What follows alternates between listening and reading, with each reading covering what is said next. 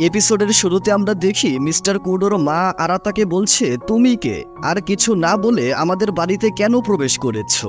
আরাতা বলে, আমাকে ক্ষমা করে দিন, আমি হচ্ছি মিওর কাজিন, আমার নাম হচ্ছে আরাতা উসুবা। উসুবা নামটা শুনে মাতাজি একদম অবাক হয়ে যায়। আরাতা ওনার হাত ধরে বলে, মিওর এত খেয়াল রাখার জন্য আপনাকে অসংখ্য ধন্যবাদ। আমার তো এখানে বিশেষ করে আপনার সাথে ভালোভাবে দেখা করার জন্য আলাদাভাবে আসা উচিত ছিল। এমনিতে আমি মিস্টার কুডোর সাথে রাষ্ট্রীয় হাউসফুল মিনিস্টার অফিসে সমঝোতাকারী হিসেবে কাজ করছি। তারপরে আরাতা মিওকে জিজ্ঞাসা করে, তুমি তোমার সুপারন্যাচারাল অ্যাবিলিটিকে কেন ব্যবহার করছিলে? মিও বলে, এই ছেলেটা অনেক অসুস্থ, যদি এখন কিছু না করা হয় তাহলে ছেলেটা মরে যাবে, আমি এই ছেলেটাকে সাহায্য করতে চাই। আরাতা বলে, আমি তোমাকে কতবার বলেছি, তুমি যদি একা একা তোমার এই পাওয়ারকে ব্যবহার করার চেষ্টা করো তাহলে সিচুয়েশন যদি কন্ট্রোলের বাহিরে চলে যায় তাহলে তোমার মৃত্যুও হতে পারে। তুমি যদি এভাবেই কোনো কিছু চিন্তা ভাবনা না করে নিজেকে বিপদে ফেলে দাও তাহলে তোমার আপন মানুষেরা অনেক কষ্ট পাবে। তোমাকে এই বিষয়টা সবসময় খেয়াল রাখতে হবে। এমনিতেও এই ছেলেটার এত খারাপ অবস্থা দেখে আমারও এটাই মনে হচ্ছে, একে বাঁচাতে হলে এখন তোমার পাওয়ারের ব্যবহার করতেই হবে, কিন্তু তুমি এখনো তোমার পাওয়ারকে কন্ট্রোল করা শিখতে পারোনি, সেজন্য তোমার সুরক্ষা করতে আমি তোমার সাথে থাকব। মিও ওই ছেলেটার হাত ধরে চোখ বন্ধ করে। ইন্ট্রো শেষ হলে পরের দৃশ্যে আমরা কুডোকে দেখি। সে যখন দৌড়ে যাচ্ছিল তখন রাস্তায় কয়েকটা ছেলে তাকে বলে, আমরা পুরাতন ঝোপড়ার কাছে অনেক ভয়ানক একটা মনস্টারকে দেখেছি। কুডো দৌড়ে ওই ভাঙ্গাচোরা ঝোপড়ার কাছে আসলে সেখানে এই লোকটাকে দেখতে পায়। কুডো বলে, তার মানে এই সমস্ত দানবের তাণ্ডবের পিছনে তোমাদেরই হাত রয়েছে। ওই লোকটা বলে, তুমি এভাবে বলছো কেন?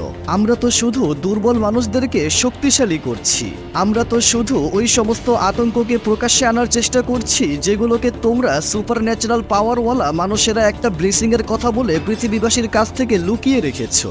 তোমরা মানুষদেরকে দানব বানানোর এই পাওয়ারটাকে এমনভাবে লুকিয়ে রাখার চেষ্টা করো যেন তোমরাই এই পুরো পৃথিবীকে রাজত্ব করতে চাও, কিন্তু এই পৃথিবীর প্রত্যেকটা মানুষেরই এই দানব হওয়ার পাওয়ারটাকে ব্যবহার করার অধিকার রয়েছে। কুডো বলে, তোমার এই ফালতু কথাগুলো বন্ধ করো। ওই লোকটা বলে, তুমি কি সত্যি চাও না যে মানুষেরা এই পাওয়ারটাকে ব্যবহার করুক? তুমি কি চাও না যে প্রত্যেকটা মানুষ তার অধিকার ফিরে পাক? কুডো বলে, আমার এইসব ফালতু বিষয়ে ডিসকাশন করার একদমই ইচ্ছা নেই। তখন ওই লোকটা আঙ্গুল দিয়ে একটা বাঁশি বাজায় আর বলে, তুমি ভুলে যেও না, আমরা হচ্ছি বিশেষ ক্ষমতা সম্পন্নদের একত্রিত একটি গোষ্ঠী। আমরা সুপার ন্যাচারাল অ্যাবিলিটিগুলোকে জাগ্রত করে থাকি, আর এটা আমাদের নেতা নাওশি উসুইর কল্পনার দুনিয়ার প্রথম একটা দৃশ্য। এটা বলে ওই লোকটা অদৃশ্য হয়ে যায়, আর তখনই কুডোর সামনে অনেক ভয়ানক ডেমন চলে আসে। ওই দানব যখন কুডোর উপর আক্রমণ করার জন্য ছিল তখন সেখানে কুডোর বাবা এসে তার একটা পাওয়ার দিয়ে ওই দানবকে সরিয়ে দেয়। কুডো জিজ্ঞাসা করে, আপনি এখানে কেন এসেছেন? পিতাজি বলে, আমি ভাবলাম আমি তোমাকে একটু সাহায্য করব। কুডো বলে, আমার সাহায্যের প্রয়োজন নেই, আমি এই সব কিছু একাই সামলাতে পারবো। পিতাজি বলে, আরে আমাকে একটু সাহায্য করার সুযোগ দাও, নিচে মুখোশ পরা যেই লোকগুলো রয়েছে ওদেরকে আমি দেখে নিচ্ছি, আরো বড় মনস্টারকে তুমি সামলাও। এখানে বাবা ছেলের সাথে এই শত্রুদের একটা ফাইট শুরু হয়ে যায়। কুডো তার পাওয়ার দিয়ে ওই ডেমনকে অনেক সহজেই হারিয়ে দেয়। তখন ওই ডেমনের ভিতর থেকে একটা মানুষের শরীর বের হয়ে আসে। তখন এই লোকটার গলায় এই জিনিসটা দেখে কুডোর বাবা বলে, আমি এখানে একটা অদ্ভুত শক্তির আভাস অনুভব করছি, এটার ভিতরে একটা অদ্ভুত শক্তি রয়েছে, এটাকে হয়তো একটা ডেমনিক স্পেল দিয়ে তৈরি করা হয়েছে। কুডো বলে, তার মানে এই ছেলেটা এটাকেই পান করে দানব হয়ে গিয়েছিল।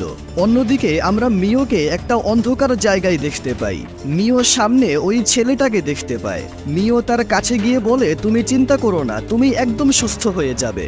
মিও ছেলেটার শরীরে হাত রাখলে সে শুয়ে পড়ে। তখন সেখানে একটা ডেমনের হাত ওই ছেলেটার মাথা ধরে ফেলে। এই ভয়ানক দৃশ্য দেখে মিও অনেক ঘাবড়ে যায়। ওই ছেলেটার অবস্থা ধীরে ধীরে অনেক খারাপ হয়ে যাচ্ছিল। তখন মিও সেখানে তার একটা পাওয়ার ব্যবহার করে, আর পরের দৃশ্যে আমরা দেখি তারা স্বপ্নের দুনিয়া থেকে বের হয়ে গিয়েছে এবং ওই ছেলেটাও সুস্থ হয়ে গিয়েছে। ছেলেটার মা হাত জোর করে মিওকে অনেক ধন্যবাদ বলতে থাকে। মিও মনে মনে বলে, আমি আজকে কাউকে সাহায্য করতে পেরেছি, এটা ভেবে আমার অনেক ভালো লাগছে। তখন কুডো বাড়িতে ফিরে আসে। মিও দৌড়ে গিয়ে কুডোকে জড়িয়ে ধরে। তখন কুডো আরাতাকে দেখে বলে, তুমি এখানে কি করছো? আরাতা বলে, আমি এখানে রাজকুমার তাকাহিতোর নির্দেশে এসেছি। এই এলাকায় কোনো একটা জীবের সন্দেহজনক কার্যকলাপ দেখা যাচ্ছে। কুডো বলে তারা হচ্ছে বিশেষ ক্ষমতা সম্পন্নদের একটি সংঘ। তাদের মধ্যে একজনের সাথে আমার আজকে একটু আগেই দেখা হয়েছে। আমি নিশ্চিত হয়ে বলতে পারবো না, তবে সম্ভবত এই রক্তের মাধ্যমেই তারা মানুষদেরকে মানব থেকে ডেমনে পরিবর্তন করেছে। ওই সংঘের সর্দারের নাম হলো নাওশি উসুই এবং সে নাকি একটা নতুন দুনিয়া তৈরি করতে চায়, যেই দুনিয়ায় প্রত্যেকটা মানুষের কাছেই সুপার ন্যাচারাল অ্যাবিলিটি থাকবে। এই নামটা শুনে আরাতা একদম অবাক হয়ে যায় আর বলে, তুমি কি এইমাত্র নাওশি উসুই বললে? আরাতা মনে মনে কি কি জানি বিড়বিড় করছিল। কুডো বলে, কি হয়েছে? আরাতা বলে, নাওশি উসুই আমাদের মতোই উসুবা বংশের একজন সদস্য। এখান থেকে দৃশ্য রাতের বেলা চলে আসে। আরাতা বলছিল, আমি ভাবতেও পারিনি যে এখানে আমি উসুই নামটা শুনতে পারবো। তুমি যেটা বলছো ওইটা যদি সত্যি হয়ে থাকে, তাহলে বিশেষ ক্ষমতা সম্পন্নদের সম্প্রদায়কে ওই নাওশি উসুই তৈরি করেছে, যে উসুবা বংশ থেকে একদিন ভ্যানিশ হয়ে গিয়েছিল। উসুই হচ্ছে উসুবা বংশের একজন সদস্য, মানে একসময় সদস্য ছিল, যার কাছে অলৌকিক শক্তি ছিল। আর সে মিওর মায়ের সাথে বিয়ে করার জন্য ইচ্ছুক ছিল, কিন্তু মিওর মা যখন সাইমরি পরিবারে বিয়ে করে ফেলেছিল, তখন সে উসুবা বংশ থেকে বের হয়ে কোথাও যেন ভ্যানিশ হয়ে যায়। আমি এরকমটা বলতে চাই না, কিন্তু উসুই যদি সত্যি বিশেষ ক্ষমতা সম্পন্নদের সম্প্রদায়ের লিডার হয়ে থাকে, তাহলে এটা বলা ভুল হবে না যে এই সমস্ত অপরাধের জন্য উসুবা বংশই দায়ী থাকবে। তবে যাই হোক, এখানে যা যা কিছু হচ্ছে ওই সমস্ত কিছুর তথ্য আমি রাজকুমার তাকাহিতোকে দিব, আর এই বিষয়ে আরো ইনভেস্টিগেশন করব। কুডো বলে, হ্যাঁ এটাই ভালো হবে। আরাতা বলে, তাহলে আমাকে এখনই বের হতে হবে। এটা বলে আরাতা চলে যায়। তখন মিও আকাশের দিকে তাকিয়েছিল। তখন কুডো মিওর শরীরে তার জ্যাকেটটা দিয়ে দেয় আর বলে, এভাবে থাকলে তোমার ঠান্ডা লেগে যাবে। মিও বলে, না আমি একদম ঠিক আছি। কুডো বলে, তবে তোমার চেহারায় এখন ঠান্ডার তুলনায় টেনশনকে বেশি দেখা যাচ্ছে। সারাদিন আমার মায়ের ব্যবহার সহ্য করার পরে, এখন উসুইর সম্পর্কে জানার পরে আমি বুঝতে পারছি তোমার ভিতরে এখন কেমন লাগছে। আমি জানি তুমি চেষ্টা করছো, কিন্তু তুমি যেটা করতে চাচ্ছ ওইটা করাটা এতটাও সহজ না। সে মিওর দিকে তাকিয়ে বলে, যেই কাজটা তুমি করতে পারবে না ওইটা আমি করে দিব, আর যেটা তুমি করতে পারবে ওইটা আমি তোমার হাতে ছেড়ে দিব। আমি তোমাকে ওই প্রত্যেকটা জায়গায় পৌঁছানোর চেষ্টা করব যেখানে তুমি পৌঁছাইতে চেয়েছিলে। আমি তোমার সাথে এরকমই একটা জীবন কাটাতে চাই। আমরা যদি এভাবেই একে অপরের কমতিগুলো পূরণ করতে থাকি, তাহলে স্বামী স্ত্রীর মতোই একে অপরের সাথে সব সময় থাকতে পারবো। মিও জিজ্ঞাসা করে, আমি কি আপনার সাথে ওইরকম ভাবে থাকতে পারছি যেরকমটা আপনি আমার কাছ থেকে এক্সপেক্ট করেছিলেন? কুডো বলে, তুমি কি দেখতে পাচ্ছ না, তুমি আমার জীবনের এমন একটা অংশ হয়ে গিয়েছো যেই অংশকে ছাড়া আমার বেঁচে থাকা একেবারেই অসম্ভব। এটা বলে সে মিওর কাছে গিয়ে তাকে কিস করে। ব্যাকগ্রাউন্ডে মিওর ভয়েস বলে, চাঁদের আলোর মধ্যে ডুবে থাকা মিস্টার কুডোর এই সুন্দর হাসিটা এতই মন মুগ্ধকর ছিল যে ওই সময়ে আমি চোখের পাপড়ি ফেলতেও ভুলে গিয়েছিলাম। এই মুহূর্তটা সময়ের চাদরের উপর দিয়ে পানির ফোঁটার মতো করে এমনভাবেই পার হয়ে গেল যে এই স্মৃতিটা আমি সারা জীবন আমার অন্তরের ভিতর দাফন করে রাখতে পারবো। তারপরে আমরা পরের দিন সকালের দৃশ্য দেখতে পাই। গতকাল রাতের কিসিং এর কারণে লজ্জায় মিওর অবস্থা একদম খারাপ হয়ে গিয়েছিল। মিও বলছিল, গতকালকের ঘটনার পরে আমি আর কোনোদিনও মিস্টার কুডোর সামনে যেতে পারবো না, ওনার সাথে নজর মিলাতে পারবো না। তারপরে আমরা দেখি মিও যখন বিছানা থেকে উঠে যায়, তখন মিওর রুমে মাতাজি দেখা করতে আসে। মাতাজি বলে, আমি শুনেছি তোমরা আবারও রাজধানীতে ফিরে যাচ্ছ। ভালোই হয়েছে, এখন থেকে আমাকে আর তোমার চেহারা দেখতে হবে না। মিও বলে, আমার জন্য আপনাদের যেই অসুবিধা হয়েছে সেজন্য আমি ক্ষমা চাচ্ছি। মাতাজি বলে, আমি চাই না তুমি এই অবস্থায় আর কখনো এই বাড়িতে ফিরে আসো। তার এরকম কথা শুনে মিও অনেকটা ঘাবড়ে যায় আর ওনার কাছে ক্ষমা চাইতে শুরু করে। মাতাজি বলে, আমি তোমাকে কতবার বলেছি এভাবে ক্ষমা চাওয়া বন্ধ করো। তারপরে সে বলতে থাকে, তোমার অতীত নিয়ে আমার কোনো রকম সহানুভূতি নেই, আর তুমি আমার কাছে বারবার ক্ষমা চাইলেও এতে আমার কিছুই যায় আসে না, আর আমি তোমার বিষয়ে কোনো কিছু জানতেও চাই না। আমি শুধু তোমার এখান থেকে যাওয়ার আগে তোমাকে কিছু বলতে চাই। তুমি একটা অশিক্ষিত, মূর্খ, চালাক আর খারাপ দেখতে একটা মেয়ে, কিন্তু তুমি আমার ছেলের জন্য যেভাবে মন প্রাণ দিয়ে ও বিশ্বাসের সাথে কাজ করেছো, ওইটা কেউ একেবারে ফেলে দেওয়াটাও আমার পক্ষে সম্ভব না। মাতাজি একটু লজ্জা পেয়ে বলে, আমি বলতে চাচ্ছি তুমি যেটা করেছো ওইটা কুডোর হবু স্ত্রী হিসেবে তোমার দায়িত্বগুলো সঠিকভাবে পালন করার জন্য করেছো। এটা শুনে খুশিতে মিওর চোখে পানি চলে আসে। তখন মাতাজি মিওর হাতে এরকম একটা ক্লিপ দেয় আর বলে এটা চুলে লাগানোর খুবই ফালতু একটা ক্লিপ, যেটা আমি আগে ব্যবহার করতাম কিন্তু এখন আর কোনোদিনও ব্যবহার করব না। তুমি যা কিছু করেছো ওইটার জন্য এটাই ঠিক আছে। এটা খুবই ফালতু আর অপ্রয়োজনীয় একটা জিনিস, তাই তুমি এটা নিতে চাইলে তুমি নিতে পারো, এতে আমার কিছুই যায় আসে না। এটা বলে সে চলে যায়। তখন এই মহিলা একটু হেসে বলে, আমি বুঝতে পেরেছি যে আমাদের ম্যাডাম আপনাকে এই ক্লিপটা উপহার হিসেবে দিয়েছেন। আশা করছি এটা আপনারও পছন্দ হয়েছে, আপনি এটা রেখে দিন। আপনি গতকালকে যেভাবে বুদ্ধি দিয়ে ওই যুবক ছেলেটার প্রাণ বাঁচিয়েছিলেন ওইটা সত্যি প্রশংসার যোগ্য ছিল, আর এই বিষয়টা আমাদের বড় ম্যাডামও অবশ্যই বুঝতে পেরেছেন।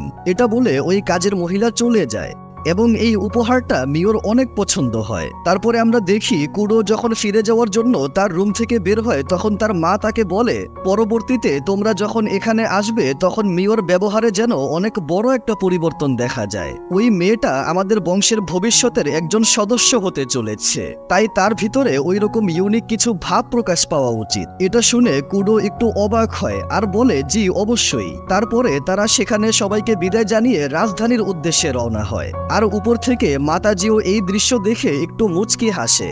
দৃশ্য পরিবর্তন হলে আমরা গোডো ও কিছু সৈন্যদেরকে একটা ঘরের সামনে দেখতে পাই। তারা ঘরের ভিতরে প্রবেশ করলে সেখানে কাউকেই দেখতে পায় না। গোডো বলে, তোমরা সতর্ক থাকো, বিশেষ ক্ষমতা সম্পন্নদের গোষ্ঠীর লোকেরা এখানে আশেপাশেই কোথাও লুকিয়ে রয়েছে। তখন সেখানে হুট করে দরজা বন্ধ হয়ে যায় আর অনেক ম্যাজিক্যাল জিনিস হতে থাকে। অন্যদিকে আমরা মিও, কুডো আর আরাতাকে রেল স্টেশনে দেখতে পাই। তারা যখন রাজধানীতে পৌঁছায় তখন রেল স্টেশনেই তারা অদ্ভুত কিছু একটা অনুভব করে। তখন সেখানে তাদের সামনে চশমা পরা একটা লোক চলে আসে, আর এটার সাথেই 3 নম্বর এপিসোড এখানেই শেষ হয়ে যায়।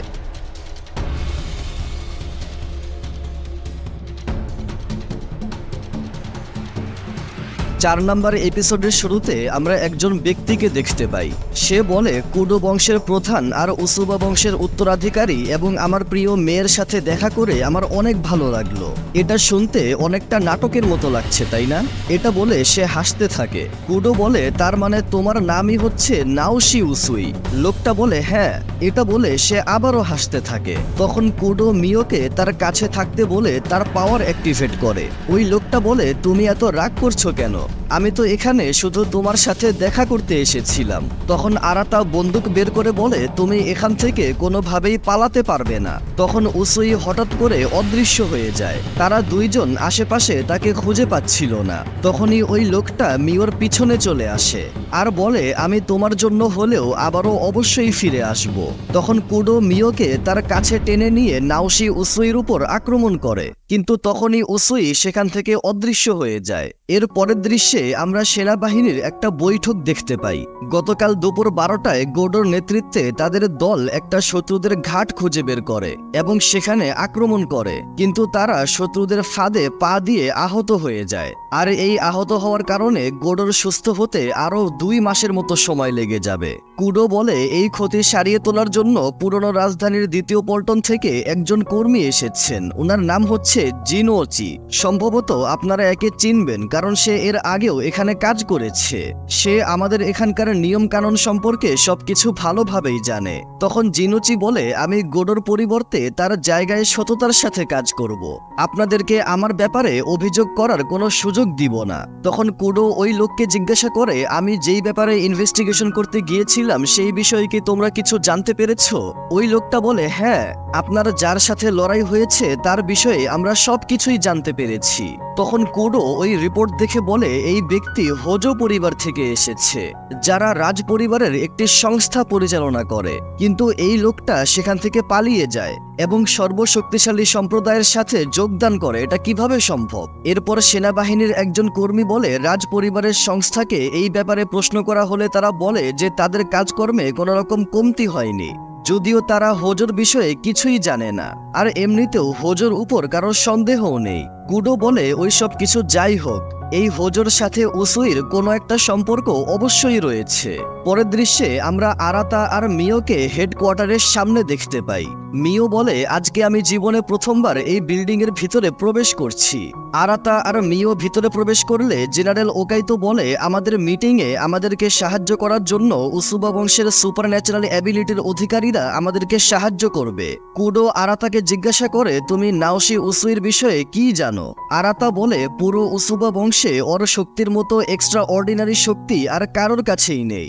একজন মানুষের যেই যেই জিনিসগুলো প্রয়োজন অর্থাৎ দেখা, শোনা, স্বাদ গ্রহণ করা, ঘ্রাণ নেওয়া আর স্পর্শ করা, এমনকি আমাদের ব্রেনের ভিতরে যেই প্রতিক্রিয়াগুলো হয়ে থাকে আর ওগুলোর সাথে এই 5টা জিনিস থেকে হওয়া অনুভূতি, এই প্রত্যেকটা জিনিসকেই নাওশি উসুই অনেক সহজেই কন্ট্রোল করতে পারে। আর সে চাইলে এই জায়গাতেও এই মুহূর্তে উপস্থিত থাকতে পারে এবং তার উপস্থিতিটা আমরা কেউই টের পাবো না। এটা শুনে সবাই বলাবলি করতে থাকে যে তার মানে সে যে কোনো জায়গায় যে কোনো সময় এসে আমাদের ক্ষতি করতে পারে। আরাতা বলে এমনিতেও সে এই শক্তিটা সবসময় ব্যবহার করতে পারবে না। এই শক্তিটা এতই পাওয়ারফুল একটা শক্তি যেটা ব্যবহার করলে উসুইর শরীরে অনেক হেভি প্রভাব পড়বে। সেজন্য এই শক্তিটা ব্যবহার করার একটা সীমা অবশ্যই রয়েছে। তখন জেনারেল ওকাইতো বলে আমরা এটা মেনে নিলেও উসুই আর সর্বশক্তিশালী সম্প্রদায়ের সাথে যুদ্ধ করাটা অনেক বেশি কঠিন হবে। কুডো বলে আমার যখন হোজোর সাথে ফাইট হয়েছিল তখন সে আমাকে বলেছিল সে এমন একটা দুনিয়া তৈরি করতে চায় যেই দুনিয়ায় প্রত্যেকটা মানুষের কাছেই সুপার ন্যাচারাল অ্যাবিলিটি থাকবে।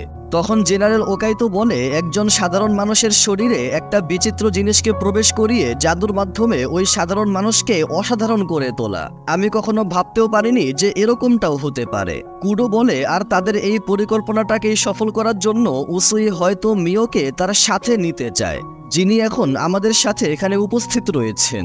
আরাতা বলে মিও সাইমোরির কাছে স্বপ্ন দর্শনের এমন একটা শক্তি রয়েছে যেই শক্তিটা উসুবা বংশের সবচেয়ে শক্তিশালী শক্তি হিসেবে গণ্য করা হয়, আর হয়তো এটার জন্যই উসুই এই শক্তিটার পিছনে পড়ে রয়েছে।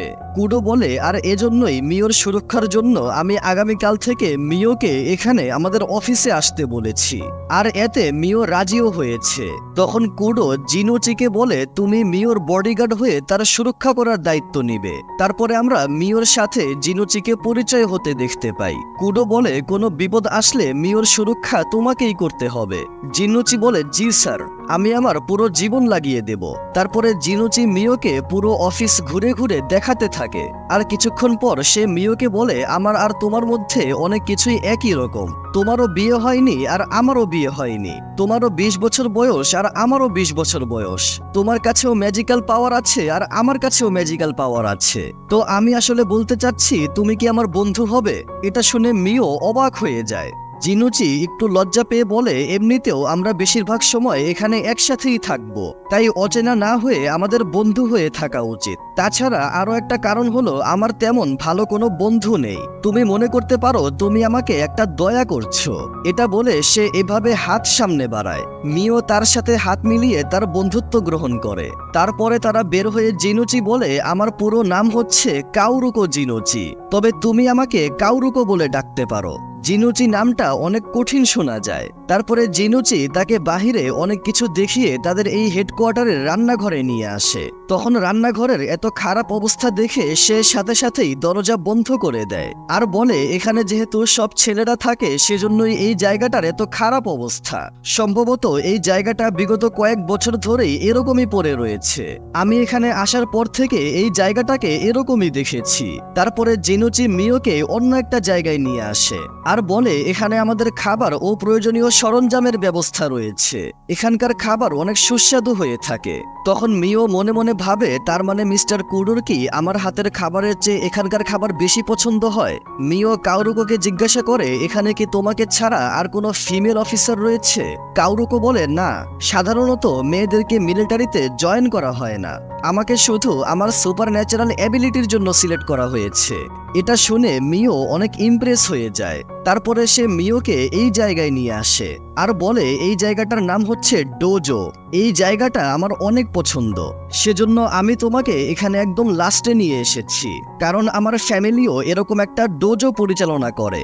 সেজন্য আমার ছোটবেলার সব মুহূর্তগুলো এরকম একটা ডোজোর মধ্যেই কেটেছে, তাই আমার এখানে অনেক ভালো লাগে। তখন সেখানে এই লোকটা আসে। লোকটার নাম হচ্ছে ক্যাপ্টেন মুকাদিয়ামা। ওই লোকটা মিওকে দেখে বলে আপনার সাথে আমি আগে দেখা করতে পারিনি, সেজন্য আমি ক্ষমা চাচ্ছি। আমি হচ্ছে হচ্ছি স্কোয়াড টিমের লিডার। আমার নাম হচ্ছে মুকাদিয়ামা। আপনি আমাদের মিটিংয়ে অংশগ্রহণ করেছিলেন, সেজন্য আপনাকে অসংখ্য ধন্যবাদ। আপনি কি এখানে বিশেষ কোনো কাজে এসেছেন? মিও বলে, না, আসলে কাউরুকো আমাকে হেডকোয়ার্টারের সব জায়গাগুলো ঘুরে ঘুরে দেখাচ্ছিল। তখন মুকাদিয়ামা কাউরুকো জিনুচিকে ফাইট করার জন্য ইনভাইট করে। কাউরুকো বলে, কিন্তু আমি তো এখন বডিগার্ডের ডিউটিতে রয়েছি। মুকাদিয়ামা বলে, তুমি চিন্তা করো না, কমান্ডার সাহেবের হবু স্ত্রী অর্থাৎ মিও ম্যাডামের সুরক্ষার দেখাশোনা আমি করছি। এটা শুনে কাউরুকো রাজি হয়ে যায়। তারপর সে একটা ছেলের সাথে ফাইট করতে আসে। ছেলেটার নাম হলো তানাকা। এখান থেকে তানাকার 3 জন বন্ধু বলতে থাকে, তুমি একটা মেয়ের কাছ থেকে কোনোভাবেই হারতে পারবে না। একটা মেয়ের কাছ থেকে হেরে যাওয়াটা পানিতে ডুবে মরে যাওয়ার সমান।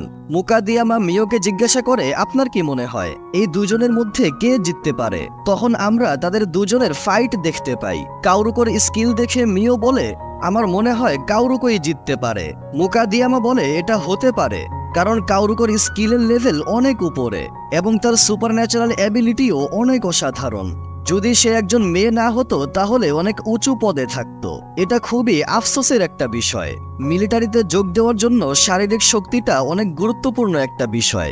সেজন্য একটা মেয়ে যতই উন্নতি করুক না কেন, তার এই জিনিসটা তাকে সবসময় সবকিছুতে বাধা দিয়ে দেয়। তবে আরও একটা জিনিস রয়েছে যেটা আপনার সাথেও অনেকটা মিলে যায়। সেটা হলো একজন মেয়ের এরকম হেডকোয়ার্টারে ঘোরাঘুরি করাটা অনেক অসুবিধা তৈরি করতে পারে, কারণ এখানে সবাই পুরুষ। তার উপর আপনি উসুবা বংশ থেকে এসেছেন, যাদের কাছে সুপারন্যাচারাল অ্যাবিলিটি রয়েছে। অর্থাৎ যাদের কাছে সুপারন্যাচারাল অ্যাবিলিটি রয়েছে আপনি তাদের শত্রু। এটা শুনে মিও ভাবতে থাকে, আমি যখন থেকেই এখানে এসেছি তখন থেকেই আমার এটা অনুভব হচ্ছে যে আমি বাহিরের একজন মানুষ। শুধু আমি না, কাউরুকো এখানে বাহিরের মানুষ। তখন কাউরুকো ফাইটে ওই ছেলেটাকে হারিয়ে দেয়। তখন মিও কাউরুকোকে দেখে বলে যে কাউরুকোর বিষয়ে কে কি ভাবলো বা তাকে নিয়ে কে কি চিন্তা করলো এতে তার কিছুই যায় আসে না। আমি শুধু এটাই ভাবছি আমি কবে কাউরুকোর মতো হতে পারবো আর মিস্টার কুডোর সামনে প্রাউডলি দাঁড়াতে পারবো। পরের দৃশ্যে আমরা উসুবা ভবনে আরাতাকে নাওশির বিষয়ে রিসার্চ করতে দেখতে পাই। তখন সেখানে তার নানা এসে বলে, তুমি কি নাওশির বিষয়ে গবেষণা করছো? আরাতা বলে, হ্যাঁ, আমি রিসেন্টলি মিলিটারিতে নাওশি উসুইর বিষয়ে পুরো একটা রিপোর্ট জমা করেছি। যবে থেকে রাজকুমার তাকাহিতো আমাকে উসুবা বংশের নিয়ম কানুন পরিবর্তন করার কথা বলেছেন, তবে থেকেই আমি সবকিছুর ভবিষ্যৎকে ঠিক করার চেষ্টা করছি। কিন্তু আমি এখনো উসুবা বংশের বিষয়ে কোনো কিছুই জানি না। আমি এই নাওশি উসুইর সম্পর্কে বিস্তারিত জানতে চাই। নানাজি বলে, আমি কখনো ভাবতেও পারিনি যে আমি এভাবে আবারও ওর নামটা শুনতে পারবো। তোমার সাথে ওর সামনাসামনি কখনো দেখা হয়নি। যবে থেকে তুমি বড় হয়ে বুঝমান হয়ে সবকিছুর দায়িত্ব হাতে নিয়েছো, তার আগেই নাওশি উসুই উসুবা বংশকে ছেড়ে চলে গিয়েছিল। তখন আমরা নাওশির ছোটবেলার একটা দৃশ্য দেখতে পাই। ব্যাকগ্রাউন্ডে নানাজির ভয়েস বলতে থাকে, নাওশি অনেক হিংসুটে একটা বাচ্চা ছিল। সে সম্পূর্ণভাবে আমাদের কন্ট্রোলের বাহিরে ছিল। এমনকি ছোটবেলা থেকেই তার সুপারন্যাচারাল অ্যাবিলিটি উসুবা বংশের সবার থেকে অনেকটা পাওয়ারফুল ও ভিন্ন ছিল। না সে কারোর কথা শুনতো, না কাউকে বিশ্বাস করত। সেজন্য মানুষেরা তাকে একদমই পছন্দ করত না। আর আমিও ওর সাথে কখনো ভালোভাবে ব্যবহার করতে পারিনি। ওই সময় সে শুধু একজন মানুষের সাথেই মন খুলে কথা বলতো, আর সে ছিল আমার মেয়ে সুমি অর্থাৎ মিওর মা। তখন আমরা মিওর নানাকে দেখি। সে বলে নাওশি সবসময় সুমির আশেপাশেই থাকতো, একদম তার বডিগার্ডের মতো। সুমি আজকে বেঁচে থাকলে তার বিষয়ে আমাদেরকে অবশ্যই কিছু বলতে পারতো। তখন আমরা রাতের বেলা কুডো আর মিওকে দেখতে পাই।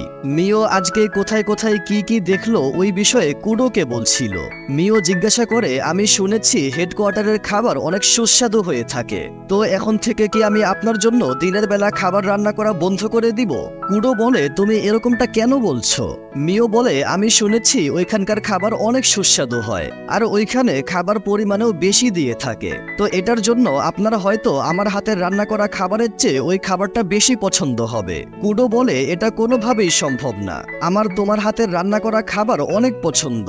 যদি তোমার রান্না করাটা বোঝা মনে হয় বা তুমি রান্না করতে না চাও তাহলে আগামীকাল থেকেই বন্ধ করতে পারো, কিন্তু তবুও আমি তোমার হাতের রান্না খেতেই বেশি পছন্দ করি। মিও বলে, আমার আপনার জন্য খাবার রান্না করতে অনেক ভালো লাগে। এটা শুনে কুডো অনেক খুশি হয়ে যায়। তারপর তারা দুইজন একসাথে হাত ধরে বসে আকাশের চাঁদ দেখতে থাকে। তখন আমরা অতীতের একটা দৃশ্য দেখতে দেখতে পাই। বাড়ি থেকে আসার আগে কুডো তার বাবাকে বলেছিল যদি কখনো এমন কোনো বিপদ আসে যেই বিপদে আমি মিওর পাশে থাকতে পারবো না, তাহলে ওই সময় আপনি মিওর খেয়াল রাখবেন। কুডোর বাবা বলেছিল তুমি মিওকে অনেক ভালোবেসে ফেলেছ। এটা দেখে আমার অনেক ভালো লেগেছে। দৃশ্য বর্তমানে আসলে কুডো মনে মনে বলে যদি সত্যি এটাকে ভালোবাসা বলা হয় আর আমি যদি মিওকে ভালোবেসে থাকি তাহলে আমি অনেক বড় একটা বিপদে রয়েছি। তখন আমরা দেখি রাতে ঘুমানোর সময় মিও তার স্বপ্নে তার মা সুমি এবং নাওশি উসুইর ছোটবেলার দৃশ্য দেখতে পায়। এই স্বপ্ন দেখার পর ঘুম থেকে উঠে মিও বলতে থাকে আমি এই স্বপ্নটা কেন দেখলাম। আরাতা আমাকে বলেছিল আমি আমার এই শক্তির মাধ্যমে যে কারোর স্বপ্নে প্রবেশ করতে পারবো বা যে কারোর মাইন্ডকে কন্ট্রোল করতে পারবো, কিন্তু আমি আমার এই শক্তির বিষয়ে এখনো কিছুই জানি না। আমি এইমাত্র নাওশি উসুইর বিষয়ে একটা স্বপ্ন দেখেছি, কিন্তু তারপরেও আমি মিস্টার কুডোর কোনো সাহায্য করতে পারবো না, কিন্তু আমি যে কোনো ভাবেই হোক ওনাকে সাহায্য করতে চাই। মিও তাদের হেডকোয়ার্টারের রান্নাঘরকে পরিষ্কার করার সিদ্ধান্ত নেয়। মিও রান্নাঘরে এসে বুঝতেই পারছিল না সে কোথা থেকে পরিষ্কার করা শুরু করবে। তখন সেখানে কাউরুকো এসে বলে আমরা কোথা থেকে শুরু করব। মিও বলে আমাকে ক্ষমা করে দাও, আমি তোমাকেও এই কাজে জড়িয়ে ফেলেছি। যদিও আমি এখানে আমার সুরক্ষার জন্য রয়েছি, কিন্তু তবুও এভাবে একা একা বসে থাকতে আমার একদমই ভালো লাগছে না। কাউরুকো বলে আমরা কমান্ডারের কাছ থেকে এটার পারমিশন পেয়ে গিয়েছি, আর আমিও এই জায়গাটা অনেক দিন ধরেই পরিষ্কার করতে চাচ্ছিলাম। তো চলো আমরা একসাথে পরিষ্কার করি। পরের দৃশ্যে আমরা কাজোশিকে গোডোর কাছে দেখতে পাই। কাজোশি গোডোকে বলছিল মিওর সুরক্ষার জন্য এখন থেকে তাকে হেডকোয়ার্টারে আসতে বলা হয়েছে। গোডো বলে যদি এরকমটাই হয়ে থাকে তাহলে আমি মিওর বডিগার্ড হওয়াকে বেশি পছন্দ করব। কাজোশি বলে এটার জন্য তোমাকে দ্রুত সুস্থ হতে হবে।